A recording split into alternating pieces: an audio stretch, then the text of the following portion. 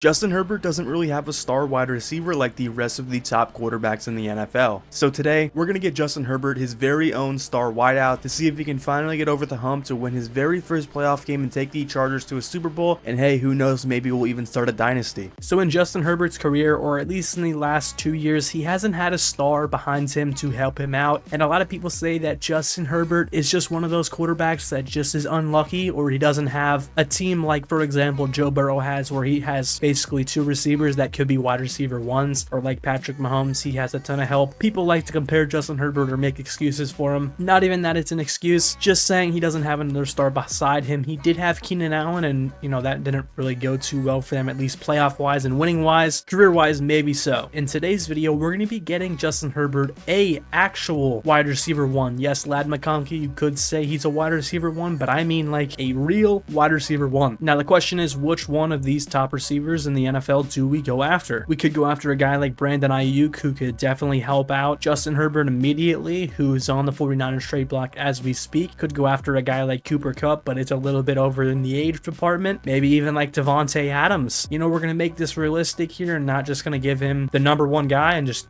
get him for a 7th round pick. So there it is. We're going to be sending away a 2025 first round pick. Quentin Johnson, who is a former Chargers first round pick about 2 years ago, and he hasn't really lived up to expectations, at least Chargers fan standpoint. He has a lot of drops in his NFL career. Even last year, I believe he led the NFL in drops, and a long snapper. So T. Higgins is just another NFL wide receiver who's either on the trade block or working out a contract extension, and the Chargers are going to give him that extension as he's going to come to LA and help Justin Herbert win a Super Bowl. So now taking a look at it, we have T. Higgins here on the Chargers offense. Justin Herbert's finally going to have a deep threat to throw to, not as if Lad McConkey was, and he was actually pretty solid last year, but once again, by star, I mean a wide receiver one, like a real one, a big body guy like T. Higgins. Let's take a look at the team that we're going to be working with here. Near number one, we have J.K. Dobbins at running back with Gus Edwards, 83 and 79. T. Higgins has star development. He's only 25. He's 6'4", big body receiver like Calvin Johnson, kinda. He has 90 speed, 97 catching, 88 catching in traffic. That's what he really comes in the big clutch moments for. 88 excel, 84 short route, 82 medium, and 80 deep. 84 spectacular catch, 88 release, and then the rest of the stats, just basic. He also has 97 jumping. Just thought I should point that out there. He's a jump ball receiver if you don't already know. We also have Lad McConkey at an 83 overall and Jordan Palmer at a 78. Offensive line, we have Rashawn Slater at a 93 overall, Zion Johnson at a 77, Bradley Bozeman at a 72, Troy Pickens the third at 71, and then Joe Alt, who they drafted last year in the first round. Tight end, we have Will Dissly at a 75 and Hayden Hurst at a 73. Wow, this dude's face is like an Everglass. It's like, you ever see like those glasses like you flip up and down and it has like sand going down like a time thing? I'll pop it up on the screen. I don't really know exactly what it's called, but it's like you flip it and then the sand comes down. No offense to this dude, I apologize if somehow came across this video. On defense though, our two defensive ends are not gonna help us out at all. We have Justin Abugabi. Never heard of this dude ever. He's a rookie, so that could explain it. We also have an old Morgan Fox at a 73 overall. At DT, we have Puna Ford at an 80 and Tier Tart at 75. Cornerback one, we have Asante Samuel Jr. at an 83. Christian Fulton, and we have the GOAT of all cornerbacks, Eli Apple, one of the best corners of all time, Bengals Ledge. We have Gilman at free safety at a 79. Khalil Mack at right outside linebacker at a 91. Denzel Perryman, who I feel like have been in the NFL for like 30 years by now, at a 77. And then we have Henley at an 80 overall, who actually just started up and coming this year. I haven't really heard of him until the Chargers-Bengals game that I watched previously this year. I know he's made a name for himself. Shout out to him. Joey Bosa at an 85 overall, and then Derwin James at a 93. At strong safety, Tony Jefferson, another guy I feel like who's been in the NFL for like multiple years now. But that is the team. We are going to go ahead and sim to the end of year number one, and we're going to see if T. Higgins and Justin Herbert have formed one of the best duos in the NFL. So at the end of year number one, we finished with a 10-7 record, and unless we won our division, it doesn't look like we're going to be making an appearance in the playoffs, and we are not. We go 10-7 and we missed the playoffs by like half a game. I guess if we would have beat Denver or KC or any other losses and one of the 7 we would have lost, we would have made an appearance. But Buffalo wins the AFC going 15-2. Miami makes the playoffs as well, going 12-5, and the Jets make a playoffs going 10-7. Baltimore makes the playoffs when winning their division at 11-6. The Colts win their division at the 4th seed at 10-7, and then our division is probably one of the best divisions in the NFL. KC goes 13-4, Denver goes 11-6, and we go 10-7. 7. Justin Herbert, though, what a year from him. He throws for 4.4k yards, 42 touchdowns, and 10 interceptions with a 66% completion percentage. This is definitely an up year. I don't think I've saw Justin Herbert throw 42 touchdowns ever. If he has, I apologize. I just don't really remember it, but he definitely had a great year. J.K. Dobbins has 897 yards with 6 touchdowns. Justin Herbert also added 397 with 1.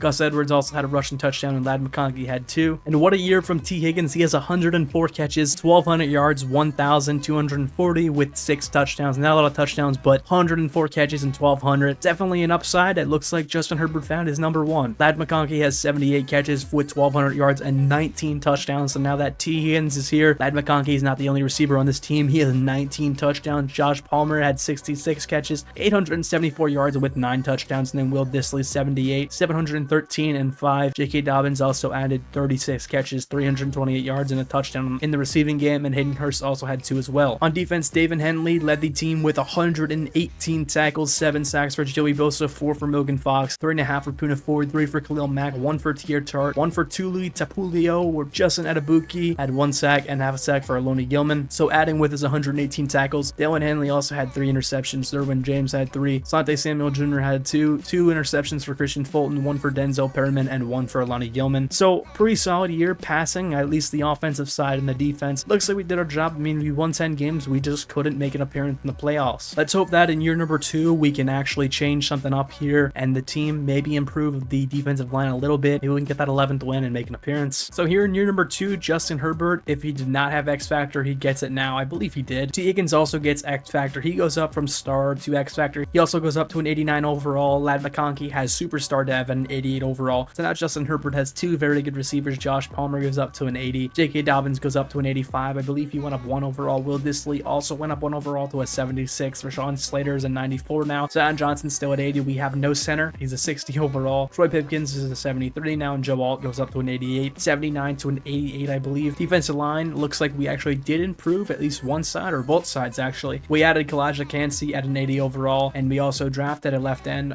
C. Priestley at a 73. Asante Samuel goes up 2 overalls to an 85. Steele is now an 84. Alani Gilman is still at an 80. I believe he actually was at a 79 last year, so he goes up 1. Khalil Mack did not go up or down. He's at an 88. Darren Henley's an 82 now, going up 2 overalls. Joey Bosa, who we did retain, goes up 1 overall to an 86. And Derwin James is still a 93. So we're going to send the other one who we drafted in the 6th round, D. Oliver, at a 72 overall to the Browns. For center, Ethan Pollock. Not a lot, but at least we won't have a 60 overall center. So here in year number 2, we had a chance probably to make the playoffs, but we lost our last final 2 games. As we finished with a 9-8 record with an 87 overall team, I'm not really too sure how that happens. Buffalo wins the AFC, going 14-3. The Dolphins also make the playoffs, going 10-7. Baltimore goes 13-4, and the Bengals go 12-5, made the playoffs. Baltimore wins the AFC North. Indianapolis wins their division at 10-7. Now that is back-to-back years they win it. The Texans also make it, going 10-7. KC wins the division. The AFC West going 13-4, and we don't even make an appearance. We do finish 9-8 though. Justin Herbert throws for 4.4k yards, 33 touchdowns, 18 interceptions with a 69% completion percentage, sacked 35 times as well. Just another solid year. A lot of interceptions though. 18 is a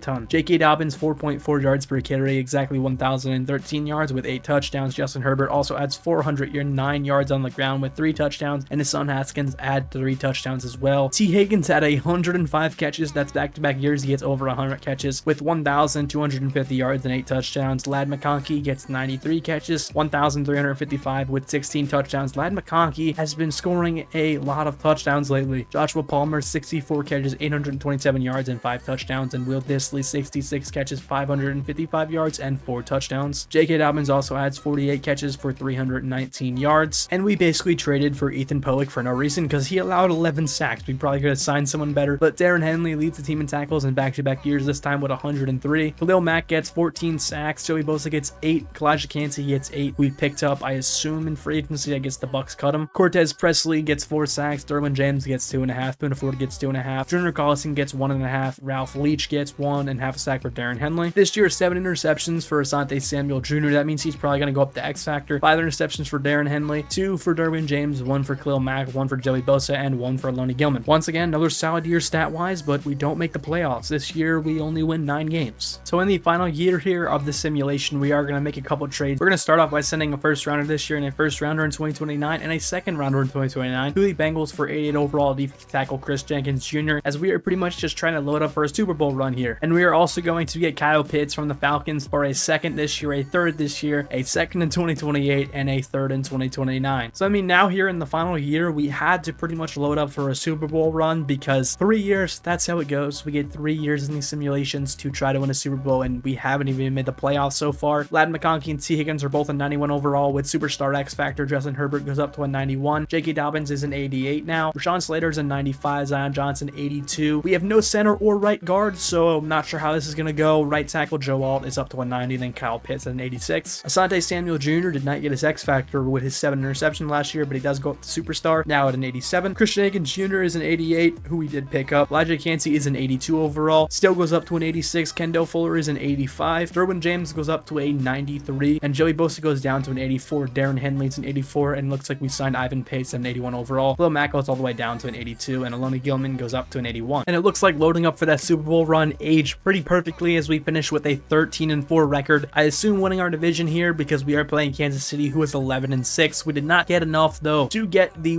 bye in the AFC. New England wins the AFC East. Wow, the Bills go 7-10, but New England wins with an 8-9 record. Baltimore wins the AFC, going 15-2. Cincinnati also makes the playoffs at 12-5. Houston wins their division with a 13-4 record. There was a lot of good teams in the AFC this year. Kansas City makes the playoffs and we win the division with 13-4. They go 11-6, and the Broncos also make the playoffs, going 11-6. Justin Herbert, what a year from him. 4.5k yards, 46 touchdowns, and only 9 interceptions with a 74% completion percentage and only getting sacked 24 times. Pretty good year from Justin. I will take that. Rushing, J.K. Dobbins had 926 yards with 8 touchdowns. Herbert also added 286. Dameon Pierce, who I guess we signed in free agency, had 209 extra touchdowns. He had more than our starter. Ladd McConkey had 117 catches, 1,600 yards, and 24 touchdowns. T. Higgins had 94, 1,046, and 7. Joshua Palmer had 62 catches, 747 yards, and 7. Kyle Pitts, who we had in the offseason, had 65 catches, 569 yards, and 4 touchdowns. And then J.K. Dobbins also adds 38 catches, 318 yards, and 4. Darren Henley, 3 years in a row, leads the team in tackles. Chris Jenkins, who we added in the offseason as well, gets 12 sacks, 11 for Khalil Mack, 11 for Joey Bosa. We had 3 guys over 11 sacks, 5 for Curtis Presley, 3.5 for Elijah Cansey, 1.5 for Darren Henley, 1 for Ivan Pace, half a sack for Kendall Fuller, and half for Andrew Diggs. We have a lot of interceptions to go over, same thing that we went over in sacks. Darren Henley had 3, Derwin James had 3, Aloni Gilman had 2, Drip Steele had 2, 1 for Kendall Fuller, 1 for Andrew Diggs, 1 for Asante Samuel, and 1 for Cam Hart. Forced fumbles, 1 for Curtis Presley and 1 for Ivan Pace. Cam Dicker, another solid year. Cam Dicker's always so solid in this game. And we do beat the Chiefs 38-28 in the wild card round, and now we're taking on the 13-4 Texans. We have the 13-4 Chargers versus the 13-4 Texans. As we take a look at the stats from the Chiefs game, Justin Herbert had 280 yards with a 73% completion percentage, going 22 for 30, and 4 touchdowns, no interceptions, and no sacks taken. 1 touchdown for J.K. Dobbins and 56 yards. Josh Palmer, who led the team in catches and yards, had 8 for 113 and 1. T. Higgins had 6 catches, 61 yards. Kyle Pitts had 3 catches and 2 touchdowns. So 2 touchdowns out of those 3 catches and 52 yards. Ladd McConkey also had 2 catches, 35 yards, and a touchdown. And we do beat the Texans 23-20, and now we're taking on the 15-1 seed Baltimore Ravens. We have a Ravens-Chargers matchup. We have the Harbaugh Bowl. And in this one, Herbert went 31 for 42 with 73% completion percentage, 324 yards, and a touchdown. J.K. Dobbins adds 56, and Dameon Pierce gets 2 touchdowns, 1 touchdown for T. Higgins, and 13 catches, 141 yards. And we do lose to the Ravens 23-27. Herbert had 295 yards and a touchdown with a 70%. Dobbins also had a rushing touchdown. Ladd McConkey 891. T. Higgins had 4 for 61. And at the end of this sim, Herbert goes up to a 98 with morale. I'd say this was somewhat successful. You know, we got a Chargers a couple playoff wins. It didn't finally happen until the final year, though. We had to trade away like all of our draft picks or all of our top 3 picks. We did do pretty solid, I'd say. Justin Herbert gets his star teammate, and then Ladd McConkey develops into one of his own, so he basically had 2 star receivers. But if you do enjoy this type of content, make sure you hit that like button, subscribe, and turn the post notifications on so you never miss another video from the GOAT who is himself. And until next time, it's Tyler signing off.